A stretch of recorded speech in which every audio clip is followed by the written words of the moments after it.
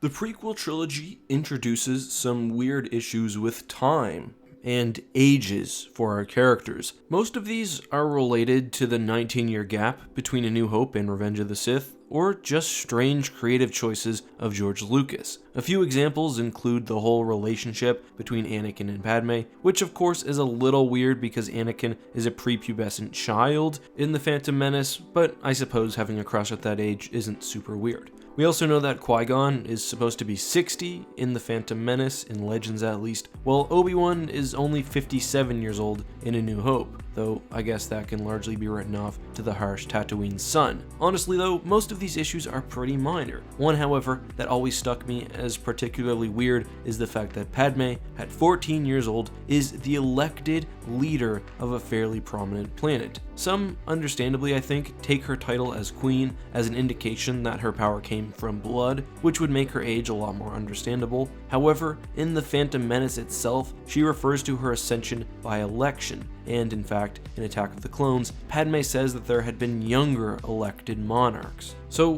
why? Why would Naboo possibly do this? Who in their right mind would actually elect a child to run their planet? I mean, sure, having youth in your government is somewhat of a benefit, but I can't believe Padme at that age would know the economic decisions associated with buying a car, much less running a planet, especially one in the midst of a financial scandal involving the Trade Federation, but we'll talk about that later. And I mean this even with the help of her advisors. How can she be trusted to make the right decision? So when asking the question of why does Naboo elect young rulers, I don't know much about the younger queen, so we'll focus on Padme. Now, to be fair, she had worked within the political system as a junior representative prior to her appointment, but it's still a hell of a rise. And actually, before becoming queen, Padme was also the Princess of Theed, basically the leader of the city, after being appointed by then King Varuna. And yes, I know, Naboo political designations make zero sense. We don't know very much about Padme's rise to the throne in canon, so from this point on,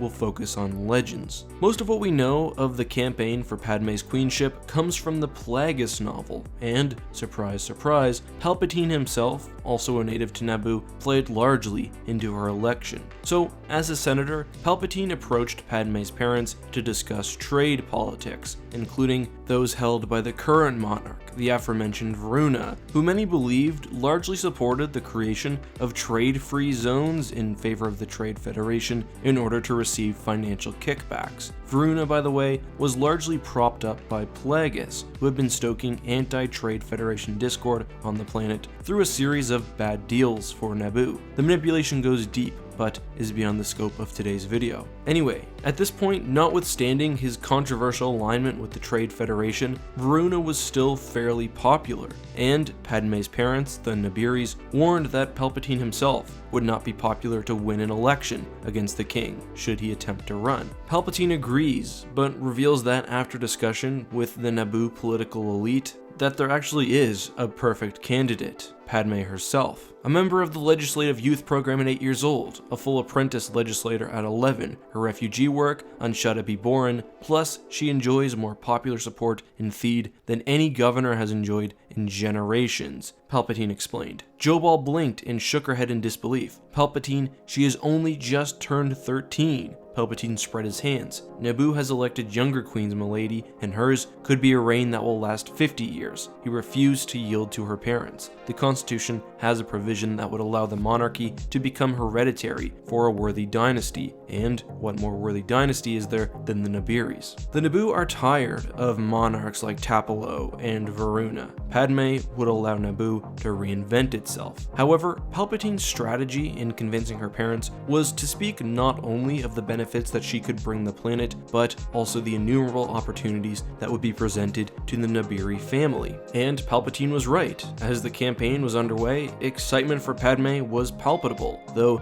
the king's victory still seemed quite likely. However, Palpatine and Plagueis had let slip enough of their treachery to goad the king into attempting to assassinate Plagueis, who publicly was known as businessman Higo Damask. Plagueis of course survived, along with Jabba the Hutt, who, even at this point, had major ties to the criminal underworld. Fearing for his life, Varuna abdicated the throne and fled, resulting in the easy victory of Amidala. as she was then known. So that still leaves out a lot of detail of why Padme was actually accepted by the populace, or even popular in the first point, and I think obviously this was due largely to Palpatine's manipulations, but I also think it had to do with taking the anti-Trade Federation stance, and of course presenting a new, less corrupt face. Remember, the monarchs can serve indefinitely, and I think the Naboo people probably liked the idea of having a new ruler who would grow with the planet and offer a measure of foresight and stability. I'm sure there was also the assumption that Padme would be guided by not only her family, but a certain sector of the Nabooian elder statesmen. That of course leads to the question of why. Why did Palpatine push for the election of Padme? I'll just go into that very briefly for today's video. Padme was chosen of course for her age and the belief that she could be manipulated, but also for her Trade Federation stance. Palpatine was trying to play the conflict between the Naboo and the Trade Federation, which was supposed to see the larger elements of anti-taxation